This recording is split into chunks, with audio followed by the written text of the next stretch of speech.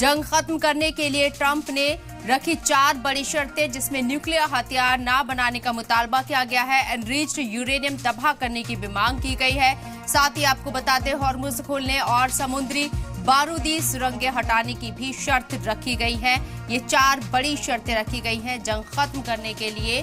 Trump ने ये 4 बड़ी शर्तें रखी, जिसमें फर्स्ट है न्यूक्लियर हथियार ना बनाने का मुतालबा किया गया है। अमेरिका को जिस बात का लगातार यहाँ पर शुबहात जाहिर कर रहा था, अमेरिका न्यूक्लियर हथियार बनाने को लेकर ईरान के ऊपर कई सैंक्शंस लगाए गए थे, उसी में पहली तरजीह दी गई है। इस शर्त को शामिल किया गया है, मुतालबा किया गया है, एनरिच्ड यूरेनियम तबाह करने की मांग की गई है और न्यूक्लियर हथियार ना बनाने का भी मुतालबा किया गया है ट्रंप के जरिए, अमेरिका के जरिए।